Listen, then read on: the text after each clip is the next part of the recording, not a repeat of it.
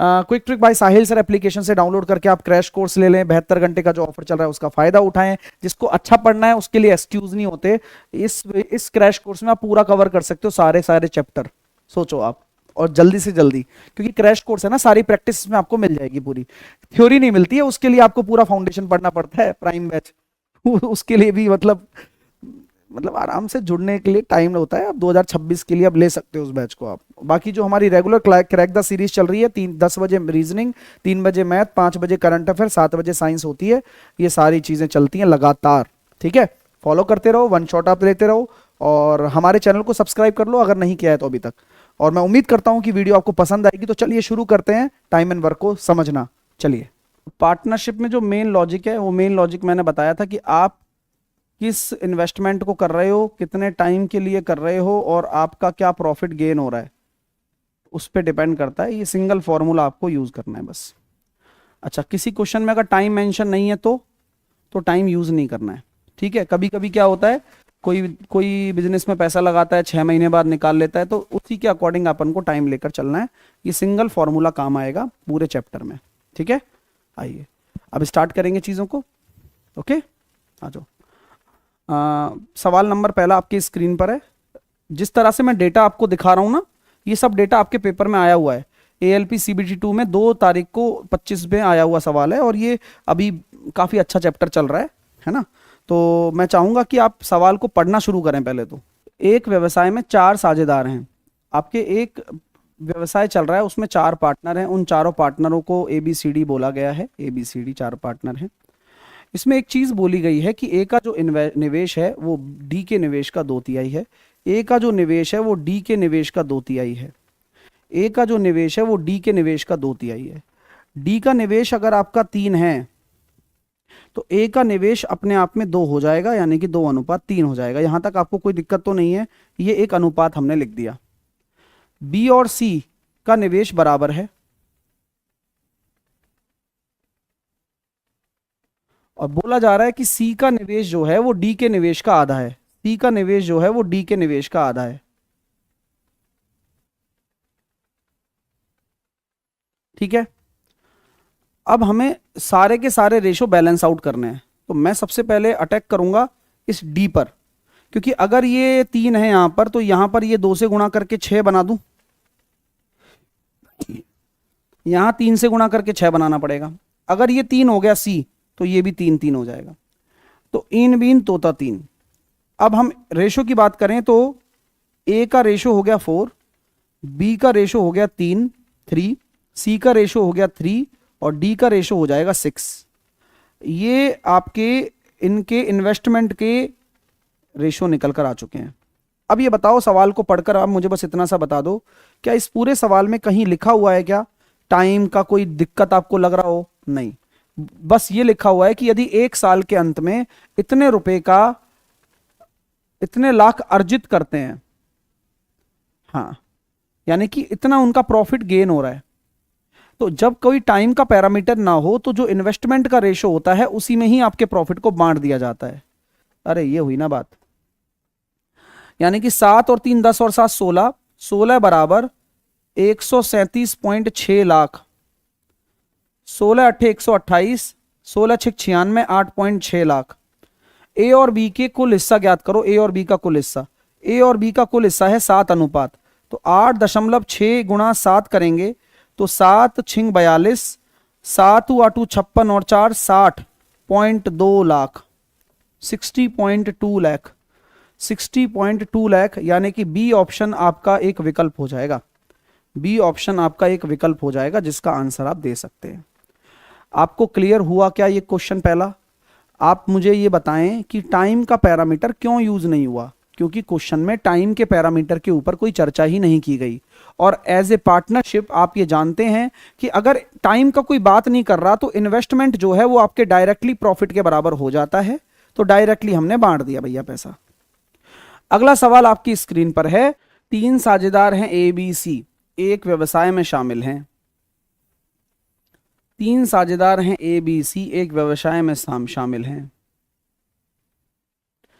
बोला जा रहा है कि बी की पूंजी सी की पूंजी के 3 गुने, और ए की पूंजी के दुगने के बीच के अंतर के आधे के बराबर है। क्या गजब का सवाल है यार। देखो बोला जा रहा है कि जो बी की पूंजी है, सुनना बात को, बी की पूंजी सी की पूंजी के 3 गुने, सी की पूंजी के 3 गुने ए की पूंजी के दुगने के बीच के अंतर, ए की पूंजी के दुगने के बीच के अंतर के आधे के बराबर है। यानी कि यहां से ये निकल के आ रहा है कि 2b बराबर 3c माइनस का 2a। यहां से निकल कर आ रहा है कि a प्लस बी बराबर 3/2c। ये बात आप में से कितने स्टूडेंट को क्लियर हो गई? या ये भी कह सकते हैं कि a प्लस बी और c का जो अनुपात आ रहा है वो 3:2 निकल कर आ गया इस पहली इक्वेशन से। तसल्ली से सवाल को पढ़ लो और भी समझ लो आप। कोई आपको टेंशन हो तो मुझे बता दो भाई। ये देखो मैंने क्या लिखा है कि b की पूंजी c की पूंजी के 3 गुने, ये लाइन देखो, b की पूंजी c की पूंजी के 3 गुने, c की पूंजी का 3 गुना कर दिया। देख लो a की पूंजी के दुगने, a की पूंजी के दुगने, a की पूंजी का दुगना का अंतर के आधे के बराबर है। अंतर और आधे के बराबर है, अंतर और आधे के बराबर है। क्रॉस मल्टीप्लाई सॉल्व किया, ठीक है। अब बोला जा रहा है कि वर्ष के अंत में लाभ इतना है, तो टाइम का कोई पैरामीटर नहीं है भाई, सीधा सीधा कुछ दिक्कत ही नहीं है। तो आप ये कह सकते हो लाभ जो है वो एबीसी की कुल निवेश के बराबर होगा। तो निवेश जो मुझे 5 रेशो दिख रहा है वो 25/415 के बराबर ही है। एक रेशो की वैल्यू 25, पन 48 और 5×3=15 आ गई। सी का हिस्सा बताओ, तो सी का हिस्सा है 2 अनुपात, तो 2 अनुपात ही सी का हिस्सा है, जो कि आंसर हो जाएगा कितना, 2×3=6, 2×8=16, 1, 5×2 = 10, 10,166 ये आंसर होगा। मजा आ रहा है? सवाल की लैंग्वेज में दम नजर आ रहा है? एक एक पॉइंट टू पॉइंट बातें समझ पा रहे हो? चलिए क्लियर है। नेक्स्ट देखिए, मधु है और एक माधुरी है। एक मधु है और एक माधुरी है। एक मधु है और एक माधुरी है जो कि 31:34 के अनुपात में इन्वेस्टमेंट कर रही है। यदि कुल लाभ इतना है तो टोटल 65 अनुपात की जो वैल्यू है वो 44,850 के बराबर है।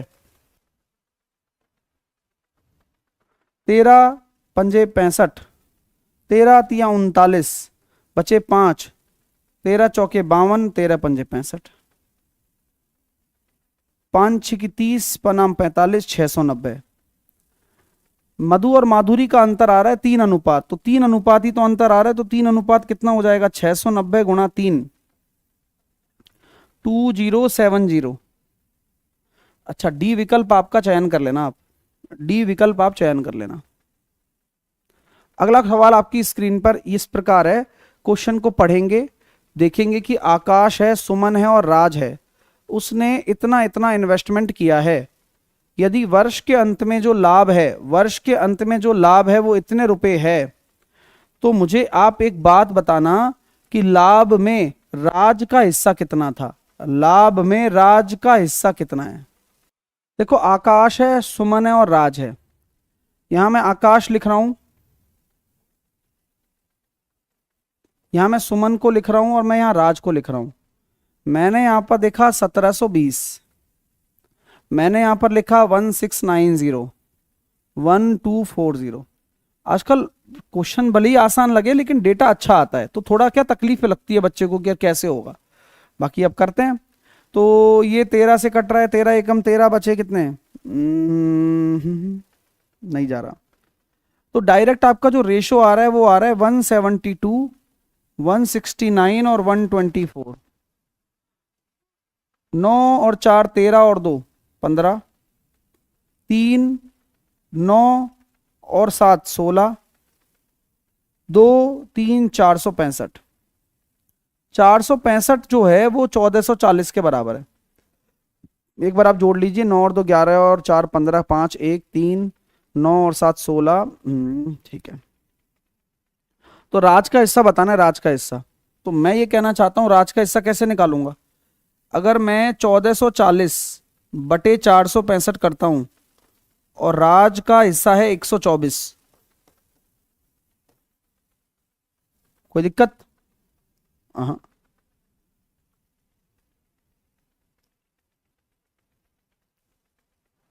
यहां तक बात है भाई।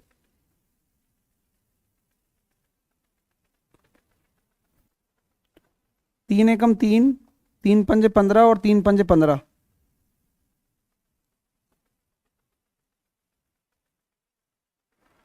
तीन से कट जाएगा कितनी बार? तीन चौके 12, तीन, तीन चौके 12 बचे दो, तीन अट्ठे 24, 480। एक अच्छी बात बताऊं, क्या ये 31 से जा रहा है? 31 गुणा 4, और ये हो रहा है 31 गुणा 5। अरे वाह, तो बस अब खेल खत्म। 31 से 31 खत्म। 480 को आप 0.8 से गुणा कर दो, आंसर आ जाएगा। आठू आठू 64, आठ चौके 32 और 6 38, 384 आपका एक सही विकल्प है। 384 आपका राइट आंसर हो गया।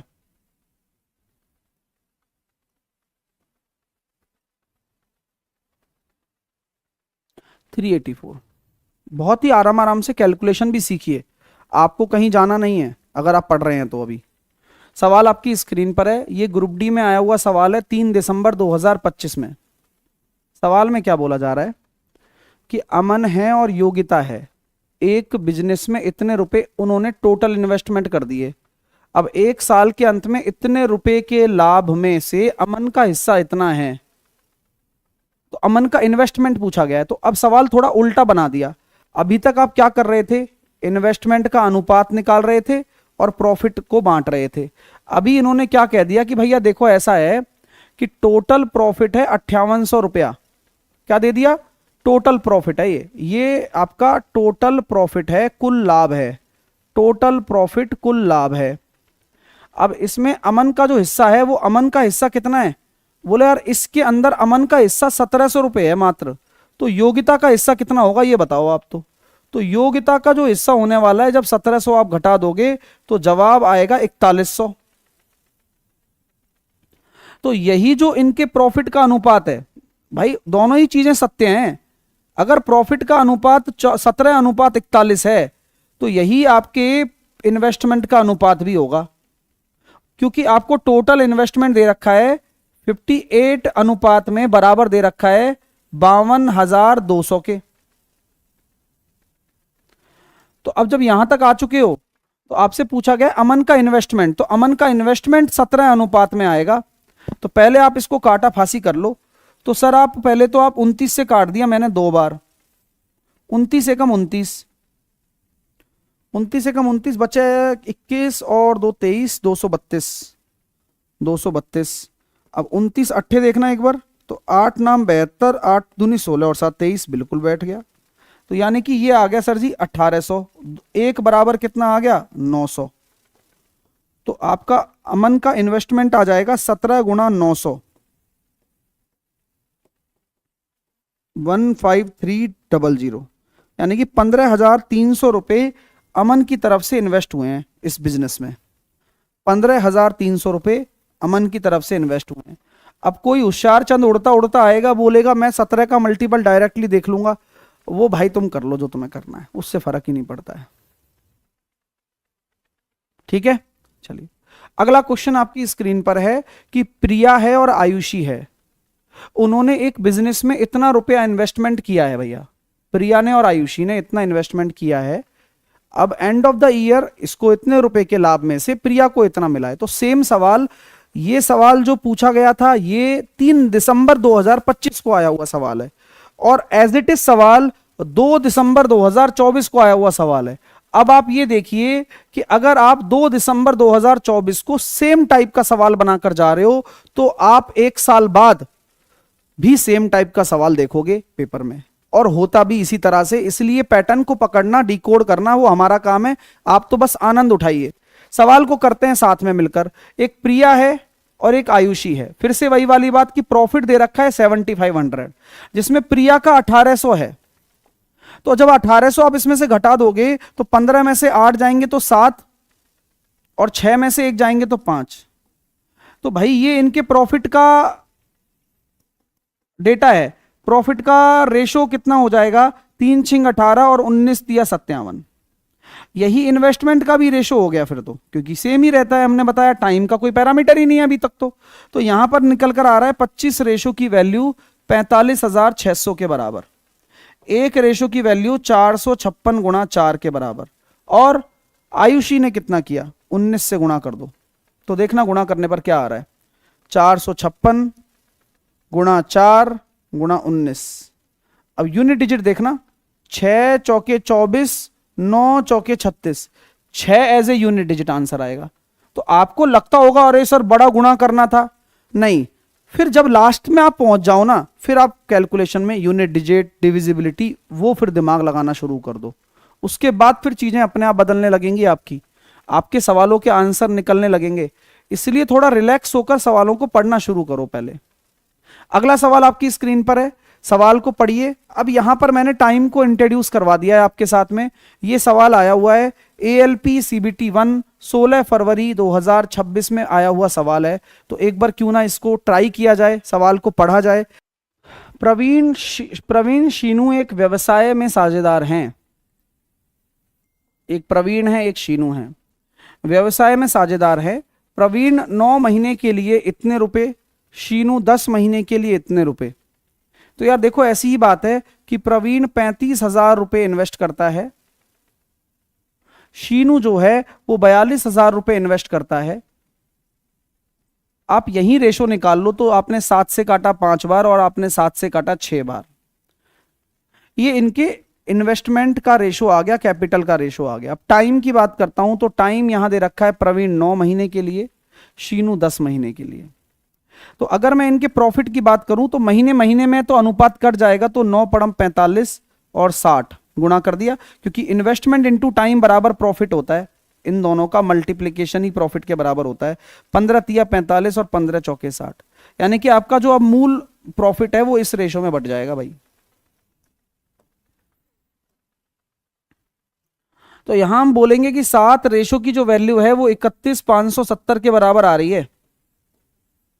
एक रेशो की वैल्यू 7 चौके 28 बचे 3, 7 पंजे 35, 7 एकम 7, 4510 के बराबर आ जाएगी।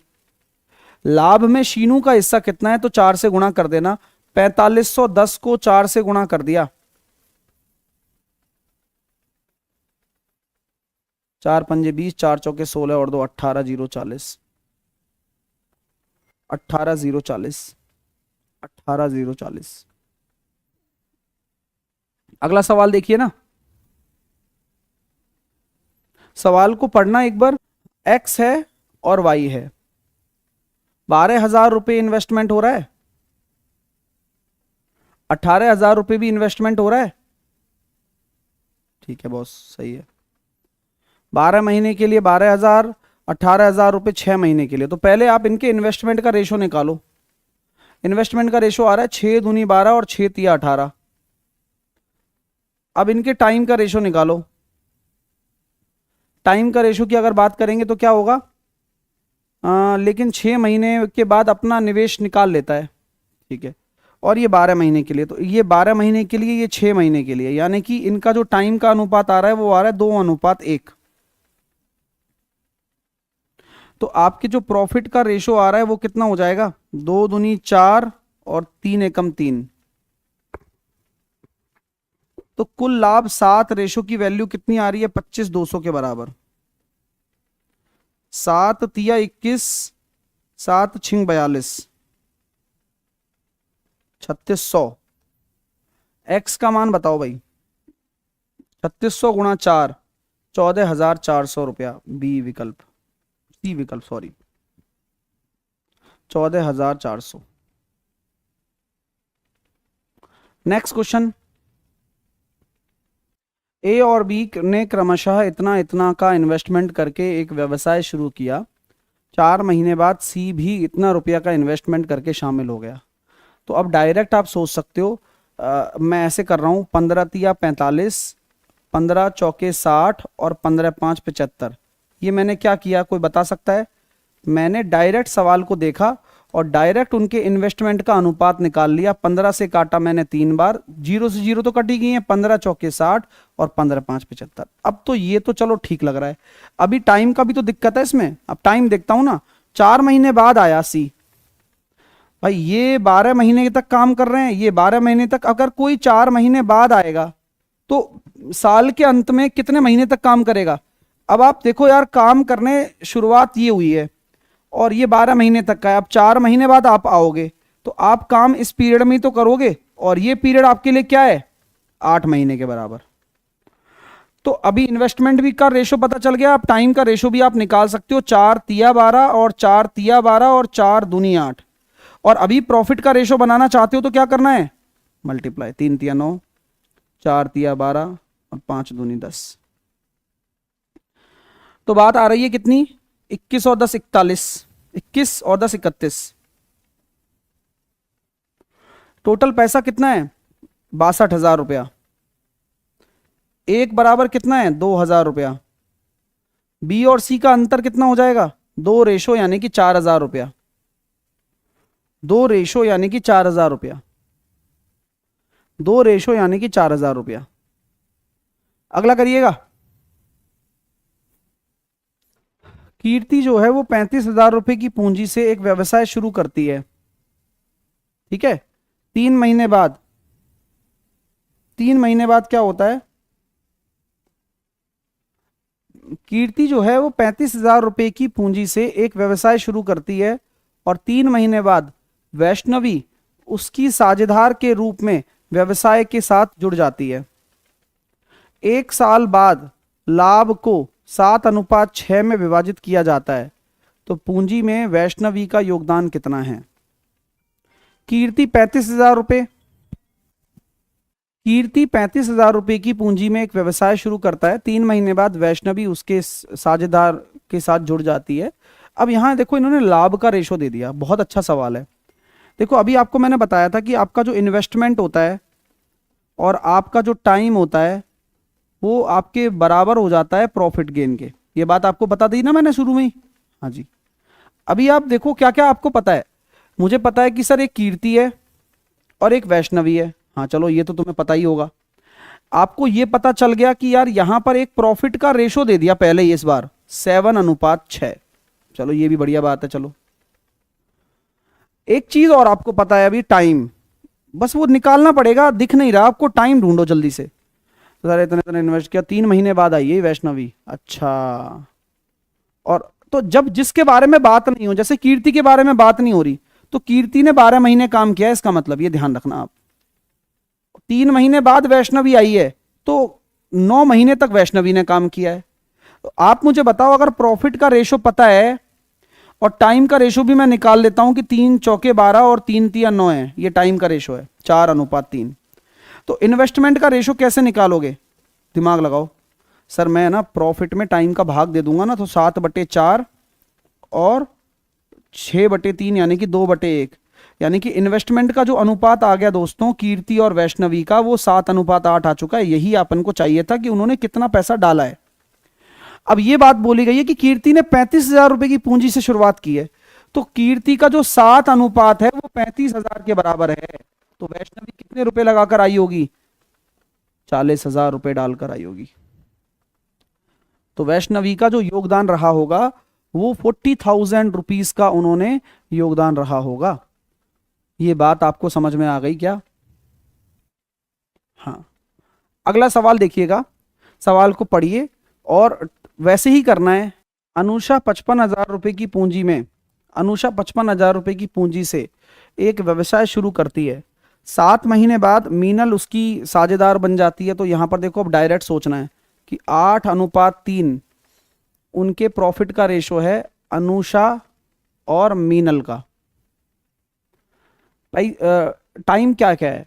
तो ये तो इनके प्रॉफिट है। टाइम क्या है? टाइम 7 महीने बाद मीनल उसकी साझेदार बनती है, तो मीनल ने 5 महीने काम किया होगा। ये बात आपको समझनी है बस यहाँ, कि 7 महीने बाद अगर वो आती है तो काम कितने महीने करेगी? 5 महीने, अगर 1 साल तक की बात है तो। ये बहुत इंटरेस्टिंग पॉइंट है। फिर इसका कुछ नहीं बोल रखा, तो 12। तो अगर आप इन्वेस्टमेंट का रेशो निकाल रहे हो तो 4 दूनी, इसका 8/12 कर दो और 3/5 कर दो, तो 4 दूनी 8 और 4 तिया 12, तो 10:9 आ रहा है। अभी बोला जा रहा है कि अनुषा ने तो 55,000 रुपये डाले हैं, तो 10 बराबर अगर 55,000 है तो 1 बराबर आपका 5500, तो 5500 गुणा 9,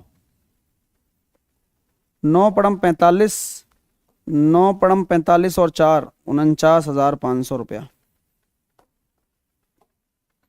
ये वो पैसा है जो कि डाला गया है, किसके द्वारा? मीनल के द्वारा योगदान किया गया पैसा है ये 49,500। अगला सवाल देखना, सवाल को पढ़ना, बस धीरे धीरे सवाल को ट्राई करना है। ALP CBT 1 में आया हुआ सवाल है, 16 फरवरी 2026 में आया हुआ सवाल है। अभी सवाल को पढ़ लो एक बार। राजेश और नरेश इतना इतना इन्वेस्टमेंट कर रहे हैं। राजेश अपनी पूंजी 2 महीने के लिए निवेश करता है, नरेश अपनी धनराशि 12 महीने के लिए निवेश करता है। अंत के 5% की वैल्यू इतनी है, तो नरेश का हिस्सा। अच्छा सवाल है। देखो 3 जीरो से 3 जीरो कट गई, ये प्राइम नंबर है तो कटेगी तो नहीं, तो राजेश और नरेश की बात आ गई है 66 और 29। अब आता है टाइम का खेल। ये इन्वेस्टमेंट है तो टाइम की बात अगर करते हो तो देखो भैया, राजेश अपनी 2 महीने के लिए निवेश करता है, बस राजेश 2 महीने के लिए और नरेश 12 महीने के लिए। तो अब आप समझ गए होंगे कि भैया क्या खेल है। और अब जब इसका भी गुणा करके निकालोगे तो 6 से कटेगा 11 बार, तो अल्टीमेटली जो प्रॉफिट का रेशो आएगा वो 11:29 आ गया। कहने का क्या मतलब है? कहने का ये मतलब है कि भैया जो टोटल 40 रेशो है वो टोटल प्रॉफिट के बराबर होगा। टोटल प्रॉफिट कैसे निकालूंगा? 5% की वैल्यू इतनी है, 5% की वैल्यू इतनी है, तो 20 से अगर गुणा कर दोगे आप तो 100% की वैल्यू इतनी हो जाएगी। तो 7036 गुणा 20, कैलकुलेशन देखते चलना, अभी मैंने गुणा भी नहीं कहा। अब 20 से मैं काट दूंगा इसको 2 बार और 2 से कट जाएगा ये 35-18 बार। क्या बात है। अब एक रेशो की वैल्यू भी आ गई है मेरे पास। अब नरेश का हिस्सा कितना है? नरेश का है 29 से मल्टीप्लाई कर दो तो यूनिट डिजिट 2 वाला आंसर आ जाएगा। देखो इसे कहते हैं देखो कैलकुलेशन करना। और आप लोगों को फ्रीडम देनी चाहता हूं मैं कि आप कैलकुलेशन करें तो ऐसे करें, अदरवाइज गुणा थोड़ी करने बैठोगे यार। अगला, 3 दोस्त हैं X, Y और Z है, 4, 2 और 5 के अनुपात में इन्वेस्टमेंट करते हैं। 6 महीने बाद X ने अपनी पूंजी का आधा निकाल लिया, Z द्वारा निवेश की गई राशि इतनी है, तो इतने में से X और Y का अंतर। ये सवाल अच्छा है और आपको आश्चर्य नहीं होना चाहिए जानकर, कल आपका जो अंडर ग्रेजुएट का एग्जाम है उसमें यही सवाल आया हुआ है। कल यूजी में यही सवाल आया हुआ है। X, Y और Z 4:2:5।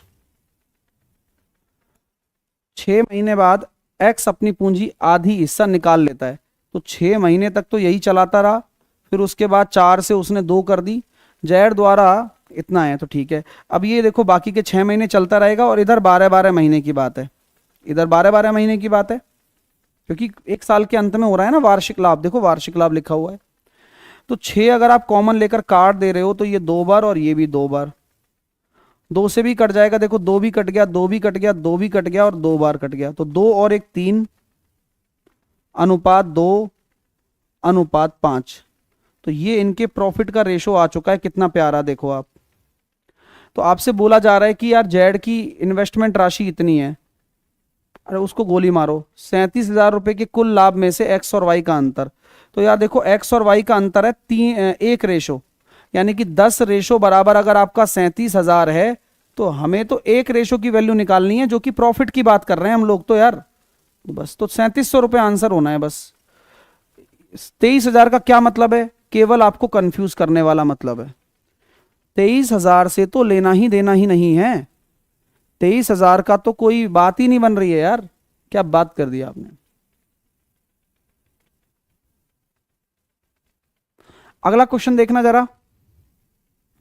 ए और बी समान समय के लिए इतने इन्वेस्टमेंट के करते हैं, यदि कुल इतना %। अब देखो यहां पर वही केस आ गया दान वाला, मैं बता रहा था ना। अब ये 7% अगर दान हो गया, अब इस धन से मेरा कोई लेना देना नहीं है। लाभ में ए का हिस्सा दे दिया, अर्जित लाभ की कुल राशि कितनी होगी? ये सवाल बढ़िया है। देखो ए और बी ने समान समय के लिए इतने अनुपात में इन्वेस्टमेंट कर दिया, यदि कुल लाभ का इतना % दान हो जाता है तो ए का हिस्सा इतना है। देखो यार सवाल मैं ऐसे करूंगा, देखना टोटल सवाल देखना कितना मजेदार है कि ये ए है और ये बी है, अगर ये 7 है और ये अनुपात 8 है, आप बस मुझे इतना सा बता दो कि क्या मैं ए का 7 रेशो लाभ के 12,600 के बराबर कर सकता हूं ना? कर सकता हूं। क्यों कर सकता हूं? क्योंकि भाई टाइम तो है ही नहीं, समान समय है, तो टाइम तो लोड ही नहीं लेना। तो यहां पर हम देखेंगे 7 एकम 7, 7 8 56 यानी कि 1800 आ गया। 18 अट्ठे कितना होता है 144, तो 14,400 ये हो जाएगा। यानी कि अगर मैं आपसे पूछूं कि टोटल प्रॉफिट कितना है, ये जो टोटल कीमत आ रही है कितनी आ रही है, आप 400 इधर दे दोगे, 13,000 और 14,000 27,000। तो मेरे दोस्तों 13,000 और 14,000 27,000 है। अब बस आप मुझे इतना सा बता दो कि ये 27,000 कितने परसेंटेज के बराबर है। देखो दोस्तों इनको जो पैसा मिला है ना, 7% हटाने के बाद जो मिला होगा वो होगा, यानी कि वो कुल लाभ का 93% होगा। वो मैं आपको बता रहा था ना कि पैसा तो पूरा बांटा ही नहीं गया ना इनके बीच में, पूरा पैसा तो बांटा ही नहीं गया है, पैसा तो केवल 93% ही बांटा गया है, क्योंकि 7% तो आप डोनेट कर चुके हो, और जो पैसा आप डोनेट कर चुके हो वो पैसा तो हमें लेना ही नहीं होता है। तो केवल 93% को बराबर करो, 3 से काटो 31 टाइम्स। अब देखो 3 से काटा मैंने इसको 9,000। अब आप जरा नोटिस करते हैं कि सर कैलकुलेशन कैसे करें, यही तो प्रॉब्लम आपकी है, ऑप्शन काफी क्लोज हैं, आप तो अब डिवाइड करना पड़ेगा। तो मैं एक ट्राई करता हूं, देखो बढ़िया चीज, 1% की वैल्यू है 9,000 बटे 31, 100% की वैल्यू निकाल लेंगे, कोई बड़ी बात नहीं। अब देखो पॉइंट जरा समझना, अगर मुझे 90 बटे 31 करना है तो आप बस मुझे इतना सा बता दो कि ये कितने गुना है, लगभग 3 गुना है। अगर इसमें से मैं एक कम कर देता हूं, 30 कर देता हूं, तो इसमें से मुझे कितना कम करना पड़ेगा, 9 कम करना पड़ेगा, इसमें से एक कम, इसमें से 9 कम। तो मेरा जो जवाब आना चाहिए, ये 3 है ना, अच्छा इसमें से एक कम ही तो करा है, तो इसमें से 3 कम कर दो, सॉरी सॉरी सॉरी 3 कम कर दूंगा, यानी कि 87। तो जवाब आ रहा है सर जी 29, 29 आंसर आ रहा है। अब आप कहोगे सर 29 आंसर आ रहा है तो डेफिनेटली 28,000 वाला तो आंसर नहीं होगा। अब इन दोनों में बड़ी क्लोजनेस है भाई, आंसर तो लमसम 29 के आसपास आ रहा है। अब उसमें भी देखो ना, 0.025 और 0.32, पूरा ही सॉल्व कर लो यार, पूरा अप्रोक्सीमेट जाना पड़ेगा अपन को, पूरी कैलकुलेशन मांगता है सवाल, क्या ही करें बताओ। और अगर मैं इसके क्लोज देखूं तो क्लोज तो फिर 25 वाला होगा, 32 वाला नहीं होगा, अगर मैं सी लगा दूं, बट वो फिर ऑथेंटिकेट में नहीं जाएगा चीज, इसलिए आप ज्यादा उसमें ना आए, केवल आप सीधा सीधा आप डिवाइड करके चेक कर लें। 31 दूनी 62 हो गया, और 62 हो गया तो बचेगा कितना, 30 28 28 28 28 28 28 28 और 280, 31 इंटू 9 बचेगा 1, बड़ा क्लोज है यार, बचा 1, तो 0 100 3 वाला आएगा।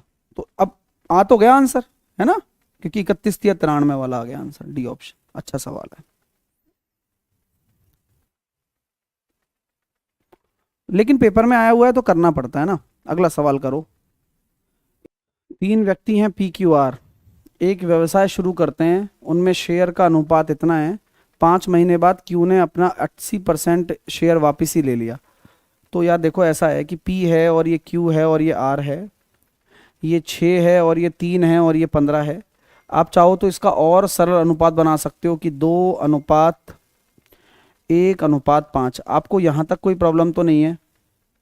5 महीने बाद क्यू ने अपना 80% शेयर वापस ले लिया, तो 5 महीने तक तो ऐसे ही चला, 80% शेयर वापस ले लिया, यानी कि 0.2 बचेगा।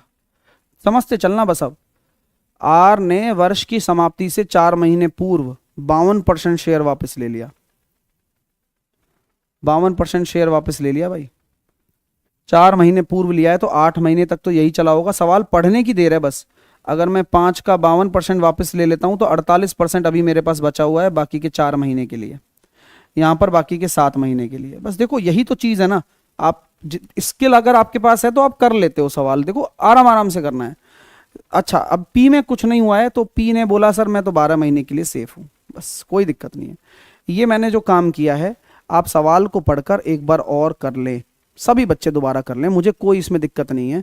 पहले मैंने 3 से काट कर अनुपात सही किया, 5 महीने के बाद में क्यू ने, तो 5 महीने तक तो इसने यही पैसा लगाया, फिर 80% निकाल के दे दिया तो 2.2 बचा, यानी कि 20% बचा। आर ने समाप्ति से 4 महीने पहले, तो 8 महीने तक तो यही लगाया, फिर 4 महीने के लिए 48%। देखिए अब आते हैं आगे।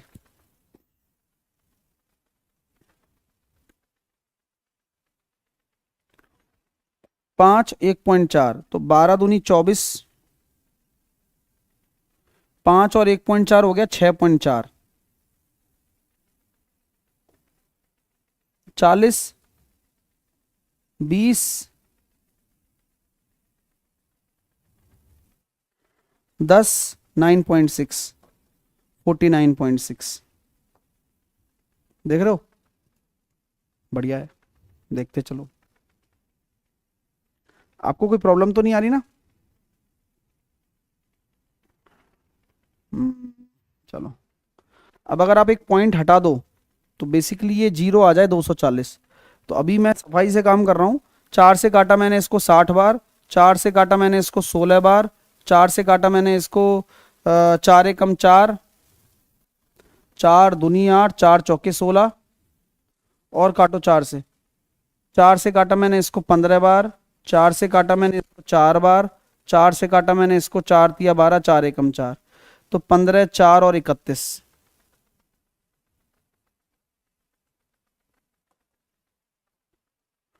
अब देखिएगा, तो वर्ष का कुल लाभ इतना रुपया है, तो आर का हिस्सा बताना। तो देखो ये आ रहा है 19 20 50, तो 50 अनुपात बराबर 29,900, 1 जीरो से 1 जीरो, 1 अनुपात बराबर 299 इंटू 2, 300 600 598। तो आर का हिस्सा कितना है? आर का हिस्सा है 31 से गुणा करना है। मजा आ रहा है सवाल में? ये आपके ही सवाल है रेलवे के। अब कहते हो भैया कौन टक्कर में, बताओ सवाल के।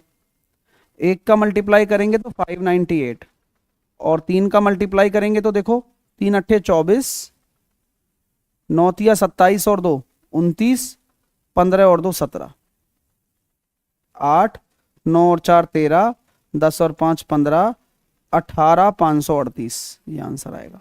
सवाल कैसा लगा बताओ। अगला सवाल आपकी स्क्रीन पर इसी प्रकार है कि ए और बी इतने इतने रुपए इन्वेस्टमेंट करते हैं, 6 महीने के बाद ए ने अपनी आधी पूंजी निकाल ली, बी ने अपनी पूंजी बढ़ा दी। सवाल को बहुत तमीज से करना है कि ये ए है, ये बी है, इसने 48 डाल रखे हैं सर, इसने 72 डाल रखे हैं, 1000 को मारो गोली। 6 महीने तक तो यही चलता रहा। अब 6 महीने के बाद क्या हुआ देखिए, 48 में आपने आधी निकाल ली तो 24, और 24 उसने बढ़ा दी 96, कोई दिक्कत नहीं है बाकी का 6 महीने के लिए। अब आप देखो ये जो 6 है ना, ये तो कॉमन होके कट गया पूरा। 48 और 24 कितना हो गया?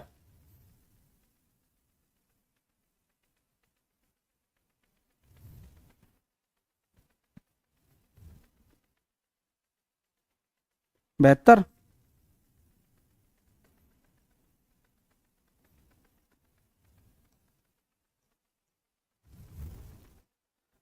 24 तिया 72 और 24 सत्ते 168 है।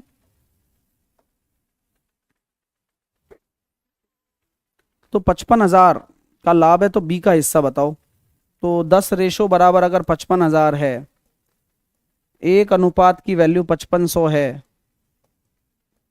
तो बी का हिस्सा बताइए। 7 पंजे 35, 7 पंजे 35 और 3 38,500, 38,500 बी का हिस्सा हो जाएगा 38,500। नेक्स्ट, एक्स और वाई ने एक व्यवसाय में इतना इतना इन्वेस्टमेंट किया है। एक्स ने पहले साल के पहले वर्ष के लाभ 2100 रुपए में से अपना हिस्सा पुनः निवेश कर दिया। अब देख रहे हो, मैं बताया था ना एक री इन्वेस्टमेंट वाला सवाल भी आता है, तो ये पुनः निवेश वाला सवाल है, री इन्वेस्ट कर दिया पैसा। ये बड़ा अमेजिंग सवाल है, करो एक बार इसको। री इन्वेस्टमेंट वाली केस है, दान भी आ गया, री इन्वेस्टमेंट भी आ गया।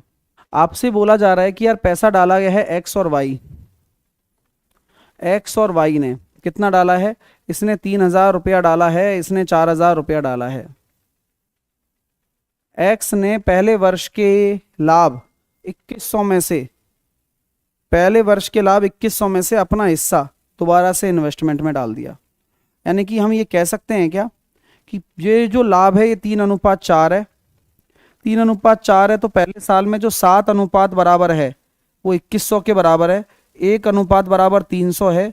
यानी कि एक्स का जो हिस्सा है वो 900 रुपया है, इसका जो हिस्सा है वो 1200 रुपया है। ये बात आपको क्लियर है? पहले साल में जो लाभ हुआ है, बोला है ना, एक्स ने पहले साल के लाभ 2100 में से अपना हिस्सा दोबारा से इन्वेस्टमेंट कर दिया। यानी कि एक्स ने किया ये काम।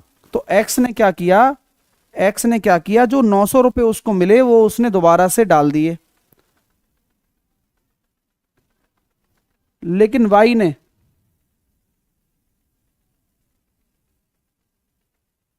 लेकिन वाई ने 4,000 रुपये यहां पर रखे हैं। वाई ने री इन्वेस्ट नहीं किया, वाई ने 1200 रुपये अपने पास घर ले गया, उसने री इन्वेस्टमेंट नहीं किया है, इसने री इन्वेस्टमेंट कर दिया है। तो दूसरे वर्ष के लाभ को उन्हें किस अनुपात में साझा करना होगा? 39:40। कैसा लगा सवाल ये बिल्कुल फ्रेश और नया सवाल है री इन्वेस्टमेंट का, और काफी इंटरेस्टिंग है ये सवाल। कई सारे बच्चे अगर इस तरह का सवाल आएगा तो बना ही नहीं पाएंगे पेपर में। ए और बी 4:5 के अनुपात में इन्वेस्टमेंट किए गए हैं। उन्होंने 54,000 रुपये का लाभ अर्जित किया और लाभ का आधा हिस्सा समान रूप से बांट दिया। तो यार देखो, अच्छी बात यह है कि 4:5 है। अब आप ये देखिए कि 54,000 रुपये टोटल प्रॉफिट है।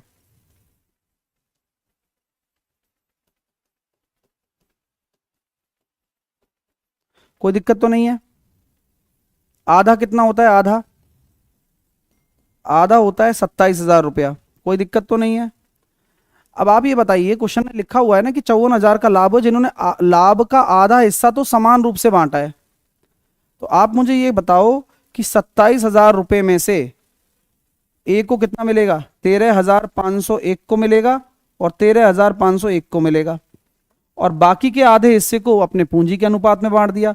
तो 9 बराबर 27,000 है, 1 बराबर आपका 3,000 हो जाएगा, तो इसको मिल जाएगा 12,000 और 15,000 और। ये मेरी बात समझ में आ गई क्या? ये टोटल 54,000 की मार्किंग है। तो 255 00 0058285 तो आपसे क्या पूछा गया है सवाल? आपसे सवाल ये पूछा गया है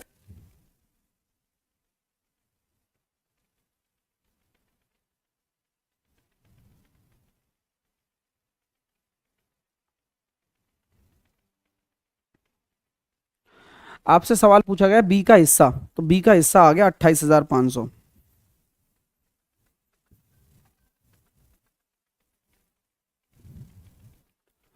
अगला सवाल, एक व्यवसाय में ए ने बी से इतने लाख रुपए ज्यादा इन्वेस्ट किए। बी अपनी पूंजी 7.5 महीने के लिए इन्वेस्ट करता है, ए अपनी पूंजी 10 महीने के लिए इन्वेस्ट करता है। कुल लाभ में से जो इतना है, बी का हिस्सा ए के हिस्से से इतना कम है, तो बी की पूंजी बताओ। सवाल ये बड़ा अमेजिंग है और ये सोच समझ के करने वाला सवाल है, हल्के में मत ले जाना इसको। कई बच्चे कर नहीं पाते ना, इसलिए कह रहा हूं। देखो यहां एक चीज बोली गई है कि कुल लाभ में से जो इतना है, बी का हिस्सा ए के हिस्से से इतना है। तो क्या मैं कह सकता हूं ए और बी का टोटल प्रॉफिट आपको पता चल ही गया है, 124,40,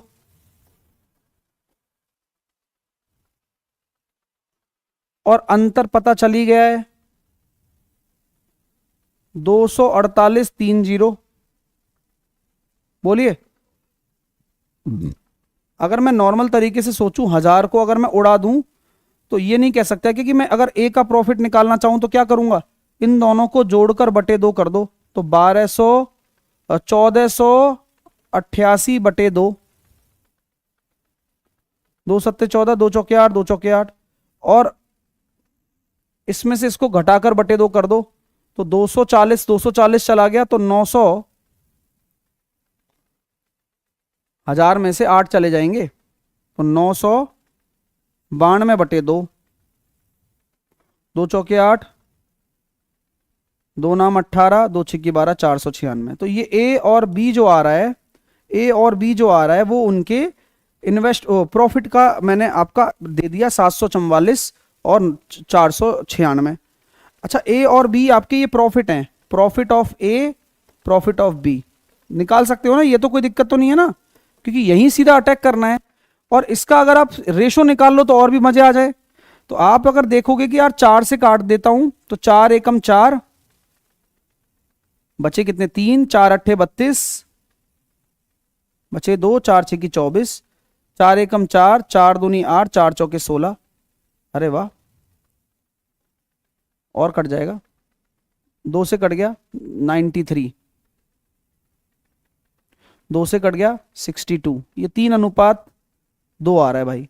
यानी कि ये मेरे को अच्छा लगा कि ए और बी के प्रॉफिट का रेशो भी तो निकल कर आ गया 3:2। अब क्या कहना चाहते हो आप?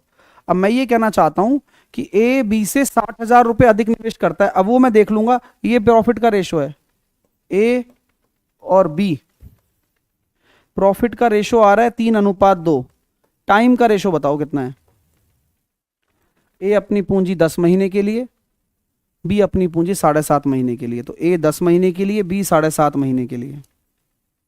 अगर इसका और रेशो निकाल दोगे आप, 25 चौके 100 और 25 तिया 75, तो जब आप इन्वेस्टमेंट का अनुपात निकालना चाहते हो तो 3/4 और 2/3, तो बोलोगे कितना? 9:8।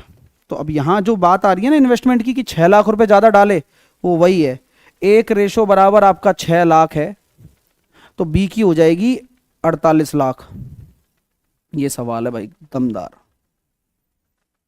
एक व्यवसाय में ए एक वर्किंग पार्टनर है, बी एक स्लीपिंग पार्टनर है। ए ने 7,000 रुपये और बी ने 5,000 रुपये लगा दिए। देख रहे हो, ये तो पैसा, ये तो धंधे में एक्टिव है, और जो बी है वो धंधे में एक्टिव नहीं है, बस अपना इन्वेस्टमेंट कर दिया 5,000। अब देखना कैसे होता है खेल। अब ए को संभालने के लिए इतना परसेंट मिलता है, ये अलग चीज है ना, मतलब पूरा जो प्रॉफिट आएगा उसका, बाकी की पूंजी को बांट दिया जाता है, तो 960 का लाभ है। तो देखो 960 में अगर मैं कहूं कि 1/8 हिस्सा ए को एक्टिव पार्टनर होने का मिल रहा है, तो 120 रुपया अलग से मिल रहा है। बाकी कितना बचेगा? बाकी जो 840 रुपया है वो इसमें बांट दो आप, 7:5 में बांटना, तो 12 रेशो बराबर 840 है, 1 रेशो बराबर आपका 70 है, तो ये 490 तो ए को मिल गए और 350 रुपए बी को मिल गए। अभी ए को एक और पैसा मिलना बाकी है जो कि 120 रुपया है, जो कि एक्टिव पार्टनर होने का है। गिफ्ट 610, 350, तो तब जाके 960 रुपए डिस्ट्रीब्यूट होंगे, इसको 350 बनेंगे, उसको 610 बनेंगे, ये ऑप्शन। तो दोस्तों मैं उम्मीद करता हूं कि आपने टाइम एंड वर्क को अच्छे से समझ लिया होगा। सेशन को लाइक, शेयर, ढेर सारा प्यार, चैनल को सब्सक्राइब, ये सब कुछ आपकी तरफ से हो जाना चाहिए। हमारी तरफ से कंटिन्यू हम प्रैक्टिस भी करा रहे हैं 3 बजे मैथ्स के तौर पर देखा जाए तो। बाकी सब्जेक्ट्स का टाइम टेबल ऑलरेडी आपको पता है, 10 बजे रीजनिंग, 3 बजे मैथ, 5 बजे करंट अफेयर, 7 बजे साइंस, ये लगातार चल रही है क्लासेस, और 1 शॉट मिल रही है। चैनल को सब्सक्राइब कर लो, क्रैश कोर्स ले लो, जल्दी कवर करना है कोई टॉपिक एडवांस मैथ का, 1 साल की वैलिडिटी है ऑफर के अंदर, तो आपको बढ़िया फायदा ही मिलेगा। आप अगले साल तक भी आप इस चीज में से जो भी पढ़ोगे वो पेपर में आएगी आपको, ठीक है। एप्लीकेशन क्विक ट्रिक बाय साहिल सर है, और जिनको बेसिक फाउंडेशन पढ़ना है ये प्राइम बैच ले सकते हो, इस साल के लिए सबसे बेहतरीन बैच है। पूरा पेपर इसमें से सेट होता है और बेसिक से सिखाया जाता है चीज। सारी सब्जेक्ट का फाउंडेशन लेना है तो 999 में मिलेगा ऑफर में, तो फायदा उठा लेना हमारी एप्लीकेशन से जुड़कर, जो कि आपको क्विक ट्रिक बाय साहिल सर एप्लीकेशन के नाम से मिलेगी। तो कोई क्वेरी है तो कॉल या व्हाट्सअप कर सकते हो हेल्पलाइन नंबर पे। तब तक के लिए अपना ध्यान रखिए, पढ़ाई करते रहिए। आप सभी के प्यार के लिए धन्यवाद। Thank you so much, thank you for watching. अगला टॉपिक और भी शानदार होने वाला है। जय हिंद।